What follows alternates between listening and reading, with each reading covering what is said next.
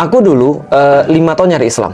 Dan aku banyak banget baca buku. Aku baca buku filsafat, aku baca buku tentang agama Buddha, aku baca buku tentang Kristen, walaupun nggak sebanyak aku baca buku agama Buddha ataupun buku filsafat. Dan aku yang satu-satunya mungkin yang nggak pernah aku baca adalah Tripitaka kayak yang gue udah baca Hindu itu, karena mungkin referensinya terlalu jauh dari aku pada saat itu.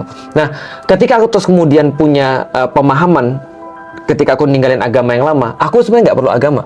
Karena bagiku filsafat udah cukup. Nenekku bilang dengan satu quotes yang sederhana, Lik, filsafat orang Cina, kamu nggak usah diganggu orang dan jangan ganggu orang. Bagus tuh. Kelar tuh. Aku bisa hidup tuh dengan hidup seperti itu aja, gitu kan ya. Tapi ternyata kan balik lagi, masalah manusia kadang-kadang bisa bertambah.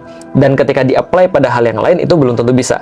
Dan satu hal yang menurutku paling bermasalah adalah aku mikirin kalau aku punya istri gimana caranya. Karena kita tahu cewek seperti apa, kita dealing dengan cewek seperti apa. Nah ini gimana kalau aku punya masalah? Balik lagi, karena hidup itu adalah tentang seni mengatur masalah dengan cara yang terbaik, solusinya seperti apa. Maka aku coba berpikir, aku punya solusi yang terbaik, choice-nya apa aja. Nah begitu terus kemudian aku dapat, ini adalah klaim ya, bahwa saya ini adalah datang dari Tuhan. Sebagaimana ketika orang-orang zaman dulu bilang bahwa saya aku adalah nabi, ini kan klaim nih. Sampai datang proof. Proof itu aku cari dalam Al-Quran. Karena proof itulah yang nanti akan mengantarkan aku pada ini klaimnya benar atau tidak. Maka ketika aku cari di dalam Al-Quran, satu titik surat Al-Baqarah 23. Wa in kuntum fi raibim mimma nazzalna ala abdina fa'tu bi suratin min mithli. Dan ketika kalian tetap dalam keraguan dengan apa yang kami turunkan kepada hamba kami Muhammad, maka datangkan satu surat yang semacamnya. Aku bilang ini gila sih. Ini ada satu kitab, ya aku tahu ini klaim. Karena aku juga bilang pada Fatih Karim seperti itu. Apa yang membuat Al-Quran beda dengan yang lain? Yang lain juga ngeklaim. Tapi yang ini nantangin. Jadi ini satu-satu kitab yang ada challenge.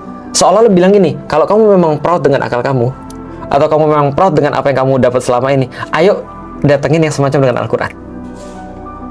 Berarti ketika aku ngeliat itu, aku nggak tahu bahasa Arab dong mas. Dan karena itu aku dari tadi nggak pernah jelasin keistimewaan Al-Quran dalam bahasa Arab. Karena waktu itu aku juga nggak tahu tentang bahasa Arab. Tapi aku mikir gini, ini serius nih. Di kepalaku, fair.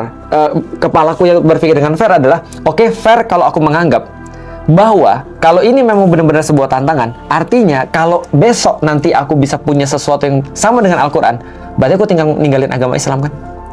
Tapi kalau ini, tantangan sudah dari zaman dulu, dan tantangan ini sudah pasti juga kepada orang Arab, karena ini turunnya pada orang Arab. Harusnya orang Arab bisa dong. Kecuali kalau seluruh orang Arab berkonspirasi untuk terus kemudian, oke, kita iyain Muhammad yuk, biar kita jadi bangsa yang khusus nih di sini kan. Tapi itu kemungkinan kecil, karena mereka ternyata berantem juga kan gitu kan ya.